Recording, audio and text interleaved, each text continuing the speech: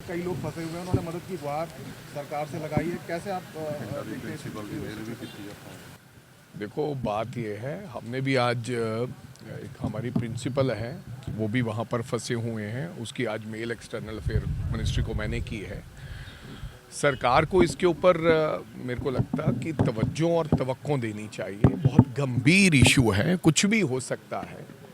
और जो भी हमारे भारतीय सिटीजन्स हैं जो फंसे हुए हैं बाहर, उनको लाने का मुकम्मल प्रयास करना चाहिए। कोई मेरे को अप्रोच कर रहा है, कोई किसी को अप्रोच कर रहा है, इस तरीके से हफड़ा दफड़ी मची हुई है। तो दोनों देश आपस में बातचीत करें, एक्सटर्नल अफेयर मिनिस्ट्री ये तय करे कि किस तरीके से उनको लाना है और उनके परिवारजनों को भी इंफॉर्मेशन समय पर मिलती रहे कि हमने ये प्रयास किए हैं और इतनी देर में आपके परिवार वाले यहाँ पर सुरक्षित पहुँच जाएंगे। और वहाँ पर भी जब तक नहीं आ सकते, उनकी सुरक्षा के इंतजाम वहाँ भी होने चाहिए, एम्बेसीज को कहकर, एम्बेसडर्स को कहकर। केंद्रीय गृह मंत्री अमित शाह ने पंजाब में धर्मांतरण को लेकर चिंता जताई है। उन्होंने कहा कि बहुत बड़े पैमाने पर कन्वर्जन पंजाब में हो रहा है। देखो, पंजाब के बारे में जो चिंता है ना इस प्रकार की, अभी आगे हैं इलेक्शन जब आ गए हैं तो फिर मोदी जी और अमित शाह जी विशेष तौर पर उन राज्यों के में चिंता करते हैं जहां पर चुनाव होते हैं। बिकॉज उन्हें किस प्रकार से सरकार बनानी है, कैसे उनकी सरकार आए, ये सब तमाम दावपेच वो खेलते हैं। चाहे वो पोलराइजेशन करके कर दें, चाहे प्रदेश के हालात ख़राब करके वो अपनी सरकार बनाने की कोशिश करें, चाहे वो इस तरीके की बातें करके। क्योंकि बीजेपी सरकार कब क्या बयान देता है, बहुत बार देश के प्रधानमंत्री ने ये बात कह दी थी कि अगर मंगलसूत्र सुरक्षित चाहते हो तो फिर आपको बीजेपी की सरकार चाहिए, ये कहा उन्होंने अपने भाषण में। और मैं समझता हूं कि अभी तो एक ट्रेलर है, कुछ भी कह सकते हैं। अभी अमित शाह जी का आना तय हुआ है, सुना है पंजाब के अंदर, वो क्या कहेंगे क्या नहीं कहेंगे और कैसे कहेंगे और उसके पीछे मतलब क्या होगा, ये कुछ ही लोग समझते हैं, ज़्यादा लोगों को समझ नहीं आता है।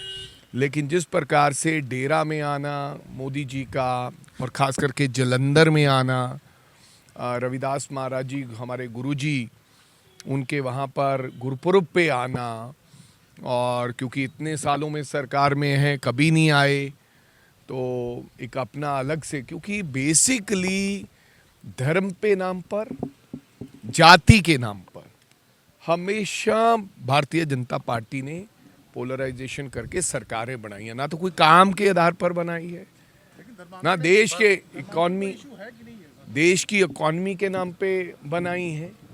इस तरीके का काम करके देखो, आज देश का गृह मंत्री साहब जो 11 साल से 12 साल से सरकार में है, आज भी चिंता ही जाहिर कर रहे हैं किसी भी काम के ऊपर। भाई आप काम क्यों नहीं कर रहे? 1.5-2 साल पहले चिंता जाहिर की थी कि लॉ एंड ऑर्डर के हालात बहुत खराब है, लेकिन बॉर्डर सिक्योरिटी फोर्सेस आपके पास है, आधा पंजाब बॉर्डर पे लगता है, तो चिंता क्यों जाहिर कर रहे हो? आप कुछ करिए। अगर आपको वाकई में चिंता है, चिंता तो हमें जाहिर करनी चाहिए जो सरकार में नहीं है। जो सरकारों में उनको चिंता नहीं, काम करना चाहिए। तो रैली आप राहुल गांधी आए, उन्होंने एक चेतावनी भी दी, वहाँ पे कहा कि सारी कांग्रेस को यूनाइटेड रहना चाहिए। कैसे देख रहे हैं उसको? देखो भाई, राहुल गांधी ने चेतावनी कहाँ दी है? राहुल गांधी जी ने ये कहा है कि इकट्ठे रहो।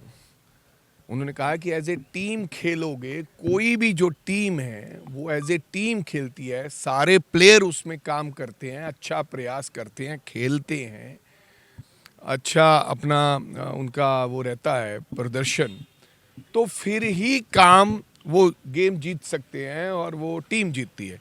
तो ये उन्होंने कहा वो सबके लिए है।